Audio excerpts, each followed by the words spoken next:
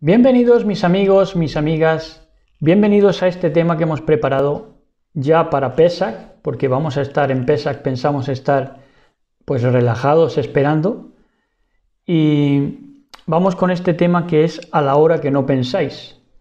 A la hora que no pensáis, vamos a hablar del dispensacionalismo. Este video queda consagrado a nuestro patrón Yahshua HaMashiach y pues leemos todo lo que vamos a leer y obrar, lo vamos a obrar y hacer para la eternidad, para ofrenda a nuestro patrón Yahshua HaMashiach. Decir antes que el dispensacionalismo es un sistema teológico cristiano, que ya muchos de ustedes conocen porque son o han salido del cristianismo, que afirma que Dios ha empleado diferentes medios de administración de sus planes en diferentes periodos de la historia humana, donde ha demostrado su gracia. Lo distintivo del dispensacionalismo es que sostiene que Israel como nación y Iglesia como cuerpo de Cristo no forman un único pueblo de Dios, sino dos pueblos con profecías, promesas y destinos diferentes, cuando dicen las cartas de Saúl Pablo que de los dos pueblos hizo uno, ¿verdad? Y entonces, de acuerdo a este sistema de dispensaciones, la inocencia, la conciencia, el gobierno humano, la promesa, la ley y la gracia, y pues forman parte de estas dispensaciones, y en la ley y la gracia, pues tenemos que estar separada por testamentos. ¿Y qué testamento puede haber? A menos que el Padre haya muerto, que Dios hubiera muerto. Entonces, por eso dividen en testamentos, porque les parece que tiene a un Dios muerto. Pero ahora mismo lo que está de luto aquí en mi hogar es la televisión, porque su Dios está muerto, está muriéndose. Entonces por eso la tenemos aquí de luto, ¿verdad? Entonces, pues todas estas eran parte de las dispensaciones: conciencia, gobierno humano, promesa, ley, gracia y reino milenial. Y todo esto pues era un laberinto en el que nos metieron pues los líderes cristianos. Los postulados dispensacionalistas era el pretribulacionismo, que Cristo viene por su iglesia y la arrebata antes de la gran tribulación, sin avisar al mundo y sin que el resto de personas la vea. Esto era el rapto pretribulación.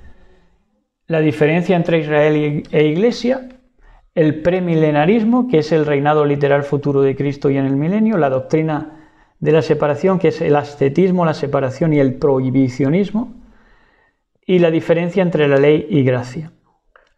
La escatología dispensacional afirmaba que el Apocalipsis es futuro y profético a partir del capítulo 4, y todo esto pues nos llevaron a una serie de laberintos doctrinales llevados por el espíritu del error, por estos líderes cristianos que se vendieron al status quo con la bestia y todo lo que formó en el mundo, ¿no?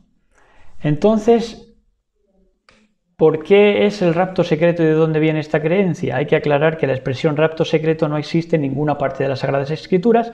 Sí habrá un arrebatacierto de los escogidos de Elohim.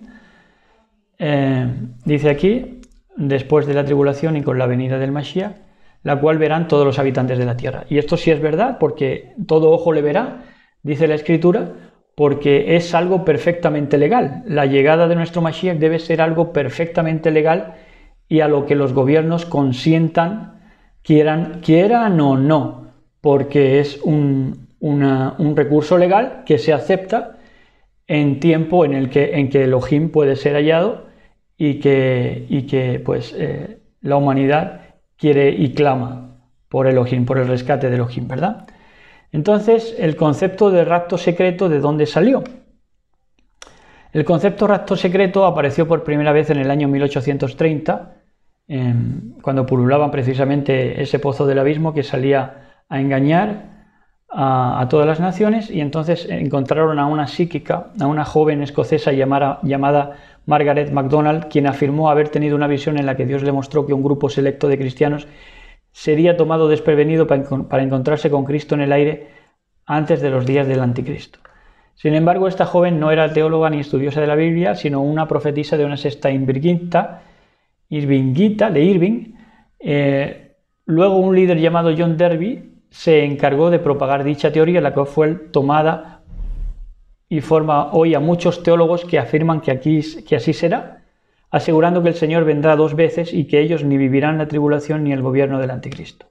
Entonces, como digo, esto nos metió en una serie de laberintos organizados por esa embustera que es la bestia, que todo lo que tiene es mentira, y entonces pues nos metieron en un laberinto.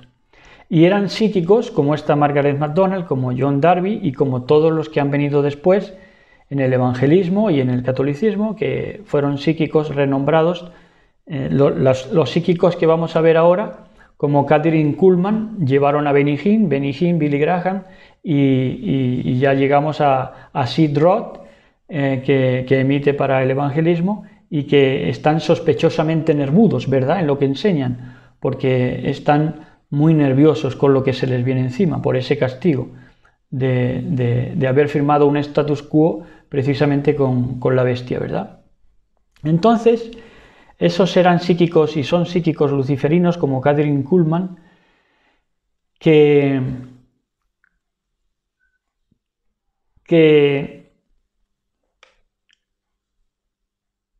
esto no tiene su base porque en Mateo 24, 24, 26 no tiene base ninguna, porque esto se desmonta pues fácilmente. Los niños lo desmontan. Mateo 24, 24 al 26 dice así.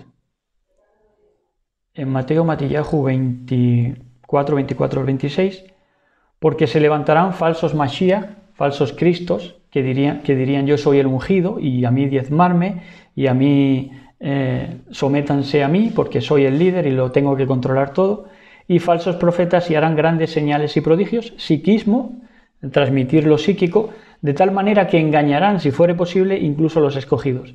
Ya os lo he dicho antes, así que si os dijeren mirad, está en el desierto, no salid, o mirad, está en los aposentos, no lo creáis. En el aposento quiere decir en lugar secreto, rapto secreto, ¿verdad? Entonces esto no tenía base bíblica ni la ha tenido nunca. El rapto secreto y todo este psiquismo que se movió para meternos en 100 laberintos de doctrinas del error.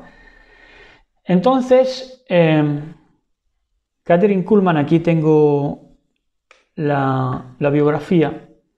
Y bueno, era una evangelista,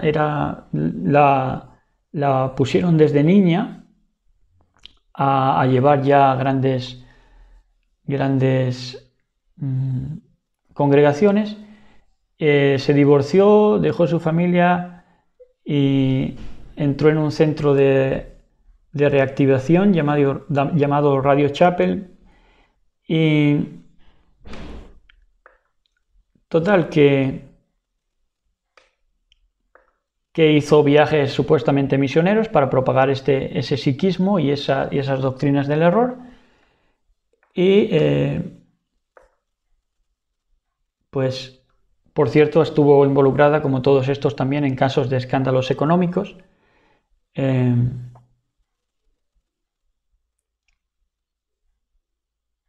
Tuvo demandas y todo eso.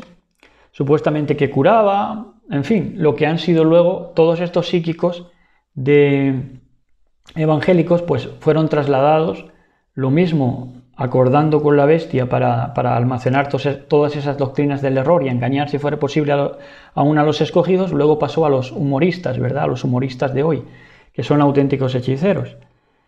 Entonces, pues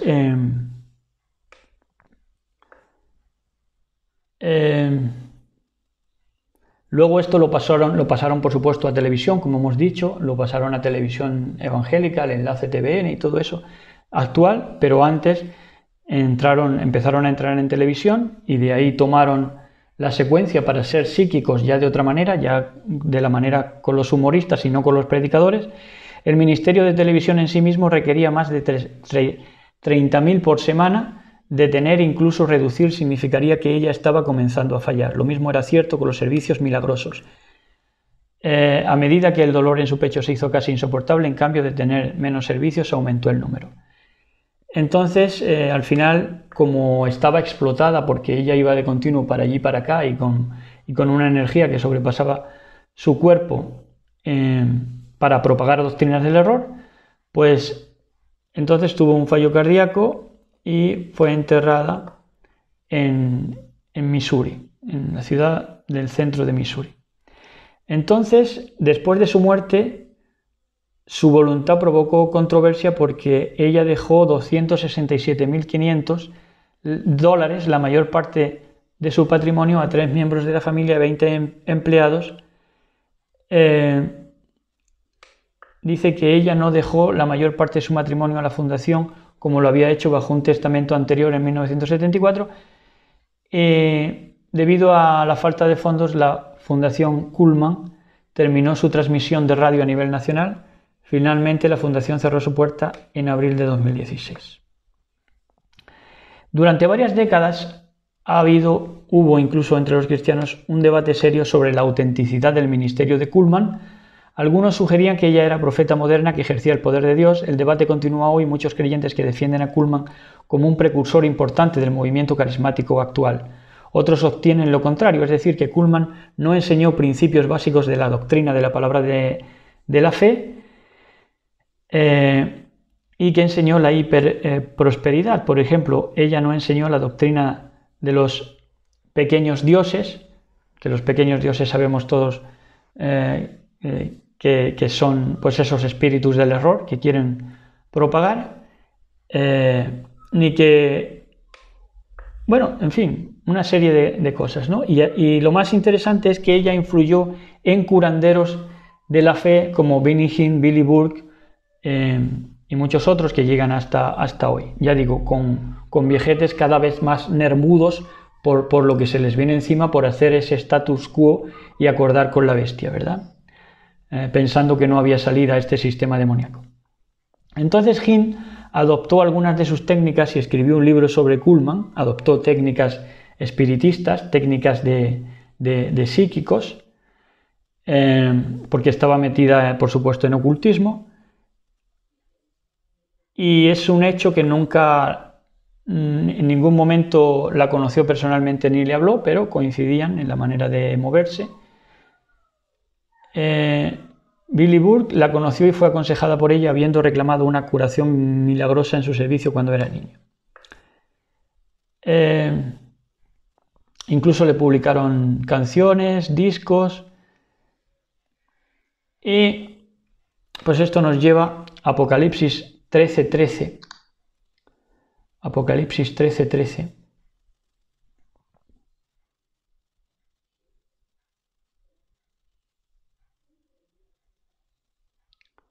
Apocalipsis 13:13.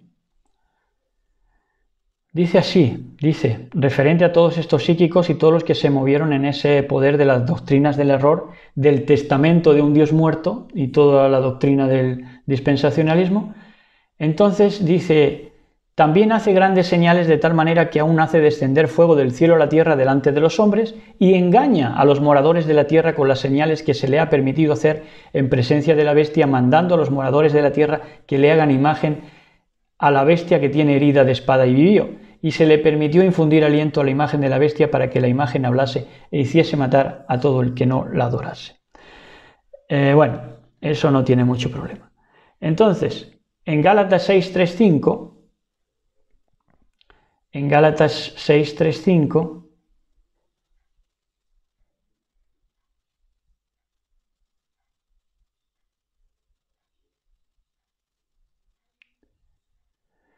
dice así, referente a todos estos psíquicos y todos los humoristas que vinieron después con el mismo psiquismo para propagar ese espiritismo en todos los sentidos, ¿verdad?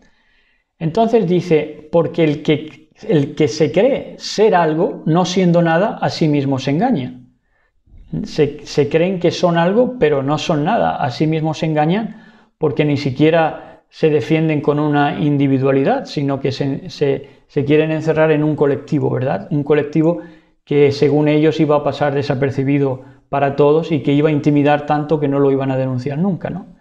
Pero el que se cree ser algo no siendo nada, a sí mismo se engaña. Así que cada uno a alguna prueba de su propia obra, vamos, que examinemos nuestras propias obras, quiere decir, y entonces tendrá motivo de gloriarse solo respecto a sí mismo, es decir, que te puedes gloriar a ti mismo en cuanto tú sometas a prueba y hagas examen de tus propias obras, pero si no tienes obras propias, si quieres encerrarte en un colectivo para esconderte y hacer tus perversidades y tus transgresiones, pues realmente es que te estás engañando a ti mismo, con respecto de sí mismo y no en otro, dice, y no en otro, y no escondiéndose en una pluralidad que es enfermiza delante de Elohim, porque cada uno llevará su propia carga. Al final pagamos de manera individual, cada uno lleva su propia carga. Entonces se movió luciferismo, se movió masonería, todos estos anunciaron los dolores de parto al mundo hasta el día de hoy. Han llevado 40 o 50 años anunciando esos dolores de parto. Pero sin embargo, los dolores de parto es que eran ellos mismos. Esos eran los dolores de parto para que el Mashiach no se diera a luz a las naciones, sino que esos dolores de parto eran ellos mismos. Dice en Gálatas 6, 3, 5, ya lo hemos leído, eso ya lo hemos leído, versos malversados por todos estos embusteros en el ruach del error, en el espíritu del error. Por ejemplo, Mateo 24, 20, 21. Mateo 24, 20 y 21. Dice por ejemplo, orad pues que vuestra huida no sea en invierno ni en Shabbat, porque será entonces grande aflicción cual no fue desde el principio del mundo hasta ahora ni será. Eso lo han trasladado a este momento, pero eso pasó durante el sitio de Jerusalén en el año 70 de la era común. Entonces, pues también errores como Apocalipsis 12:6, la interpretación, por supuesto, no es que Apocalipsis, sino porque el Apocalipsis es el escape de este sistema perverso, la salida, la desvelación. Entonces en Apocalipsis 12:6 es que a cómo han interpretado, ¿verdad? Llevados por esa doctrina del error y encima es vendiendo esa doctrina porque ellos sabían lo que hacían cuando propagaban esta doctrina del error, porque acordaban con la bestia el status quo de no atacarse mutuamente, ¿verdad? Entonces firmaban ese pacto con el Seol, con la muerte. Entonces dice en 12:6 de Apocalipsis, dice, y la mujer huyó al desierto donde tiene un lugar preparado por Elohim para que allí la sustenten por 1260 años, y esto pasó en su tiempo también, y esto fue sobre todo en ese remanente que salió de la época de la Inquisición y fue sustentado durante 1260 años para empezar a la repartición de la verdad, tras ese paso del papado, de la Inquisición, que duró hasta la época pues, de la Ilustración, para que ya se fuera conociendo la verdad. Pero la Ilustración fue también esta parte de psiquismo, esta parte de psíquicos y esta parte de querer echar por tierra la verdad con espíritus del error, con las dispensaciones y con toda clase de iniquidades y perversidades. Pero a partir de ahí también se fue paulatinamente viendo la verdad.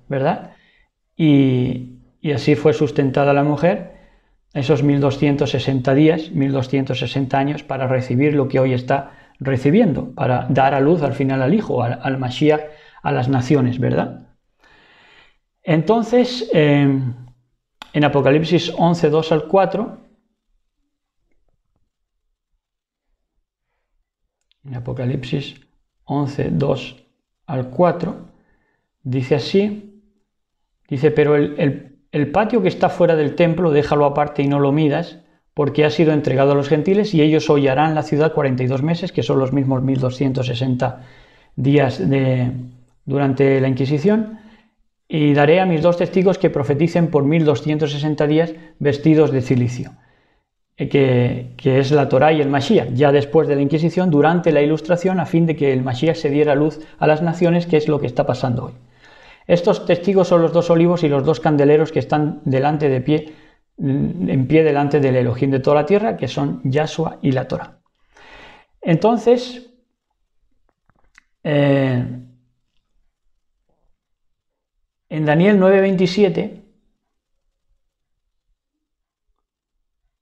en Daniel 9:27, en Daniel 9:27, dice así: y por otra semana confirmará el pacto con muchos, a la mitad de la semana hará cesar el sacrificio y la ofrenda, después con la muchedumbre de las abominaciones vendrá el desolador hasta que la consumación y lo que está determinado se derrame sobre el desolador.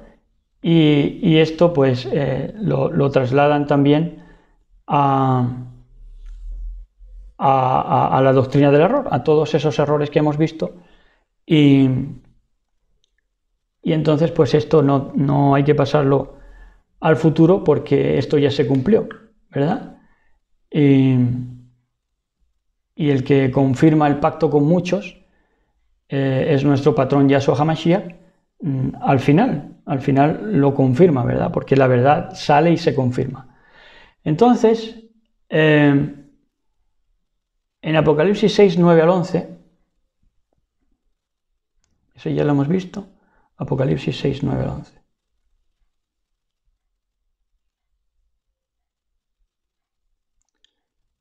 6, 9 al 11.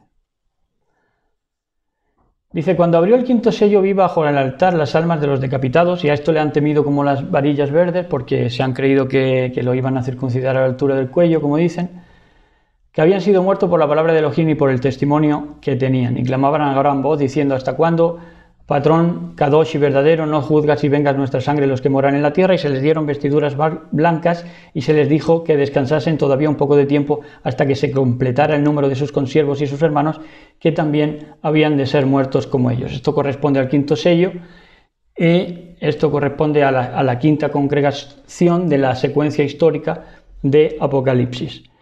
Entonces, esto corresponde pues al periodo de los que se han opuesto a ese sistema opresor, a ese sistema demoníaco, a ese sistema bestia, y que claman también para que se le juzgue esa sangre, pero no pasa ahora.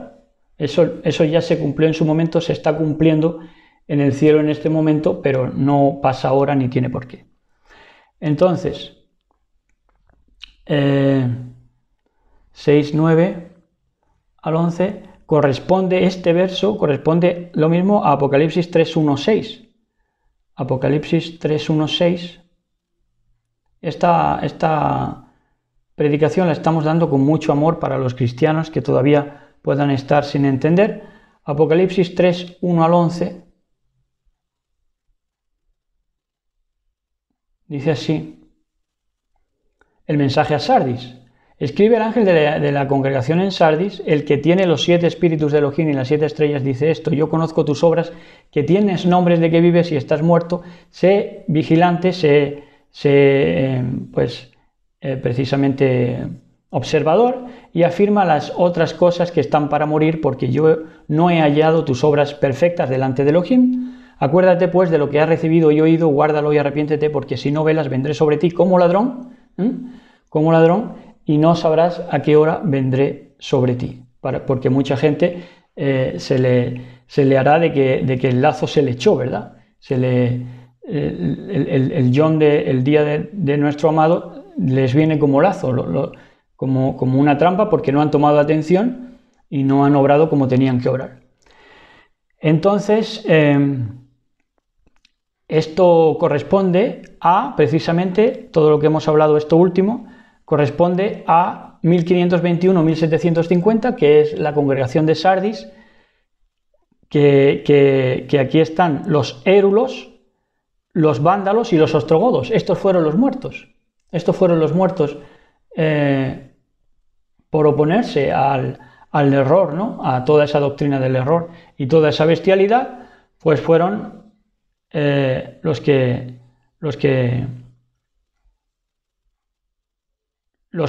encontraron las obras perfectas y se arrepintieron y guardaron lo que habían recibido fueron los érulos, vándalos y ostrogodos, naciones que quitó de en medio la bestia inquisidora durante su periodo. Entonces, durante ese periodo, ¿verdad? Que siguieron ahí, de ese poder de esos años que le dieron. En Daniel 9:24, en Daniel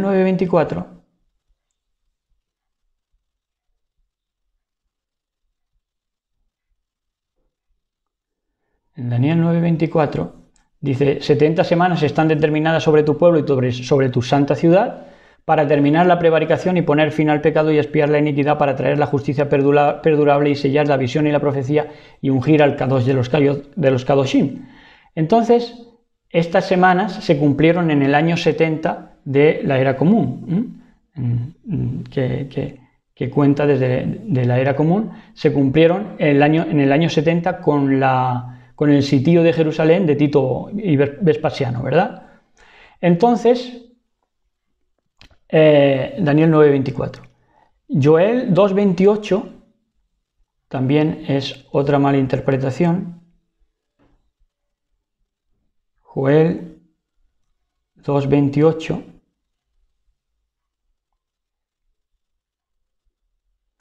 Toda Rabá nuestro patrón Yahshua HaMashiach. Dice: y después de esto derramaré mi ruach sobre toda carne y profetizarán vuestros hijos y vuestras hijas, vuestros ancianos soñarán sueños y vuestros jóvenes verán visiones. Y esto corresponde a partir de Hechos de los Apóstoles. Allí se cumple este derramamiento del Ruach HaKodesh, del Espíritu Santo. No pertenece a ningún avivamiento pentecostal llevado por esas doctrinas del error y por esos líderes psíquicos que solo querían manipular, ¿verdad?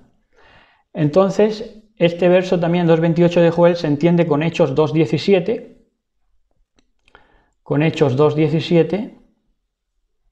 que es lo que hemos dicho, que recibieron la inmersión en el Ruach HaKodesh, en el Espíritu apartado. Y en los postreros días, dice Elohim, derramaré de mi Ruach. Los postreros días empieza a contar desde la muerte y resurrección del Mashiach, allí se empiezan a contar como últimos tiempos. Derramaré mi Ruach sobre toda carne y vuestros hijos y vuestras hijas profetizarán, vuestros jóvenes verán visiones y vuestros ancianos soñarán sueños. Pero esto lo han querido pasar al avivamiento pentecostal, cuando es una doctrina del error y lo que profetizaban era mentira y las visiones eran mentira y lo que soñaban los ancianos eran mentira y no tenían el Ruach de la verdad. Entonces, Mashiach nos lo pone facilito en este tiempo final para salir de aquí, para salir de este sistema demoníaco. Pero los líderes del cristianismo, pues, esos líderes que nos han llevado a un infierno de Dante, pues, psíquico, pues, son como estos de Mateo 13, 54 al 58, que dice así: bendito sea nuestro Abba. Estos se hacen la misma pregunta, ¿verdad? Y reaccionan exactamente igual, escandalizándose, ¿verdad? Porque como el acuerdo ya estaba de no agresión y dejarlos ir a poco tomando terreno para hacer de este mundo un campo de concentración psíquico, pues entonces reaccionan de la misma manera que estos fariseos y dice, y venido a su tierra les enseñaba en la sinagoga de ellos, de tal manera que se maravillaban y decían: ¿de dónde tiene esta sabiduría y estos milagros? ¿No es este el hijo del carpintero? ¿No se llama su madre Miriam y sus hermanos Jacobo, José, Simón y Judas? ¿No están todas sus hermanas con nosotros? ¿De dónde pues tiene todas estas cosas? Ese menosprecio que siempre les ha caracterizado. Y se escandalizaban de él. Dicen que esto es un escándalo, que es un escándalo ir contra la mentira. Si la mentira no puede ser verdad nunca, amigos. Y se escandalizaban de él, se escandalizan por eso, porque la mentira no puede ser verdad nunca. Pero Yahshua les dijo: no hay profeta sin honra, sino en su propia tierra y en su casa. Y no hizo allí muchos milagros a causa de la incredulidad de ellos. Y hasta aquí este mensaje, especial también para Pesach. Espero que les haya gustado y a continuación estamos con otro. Shalom, feliz Pesach a todos. Shalom, besos y abrazos para todos y todas.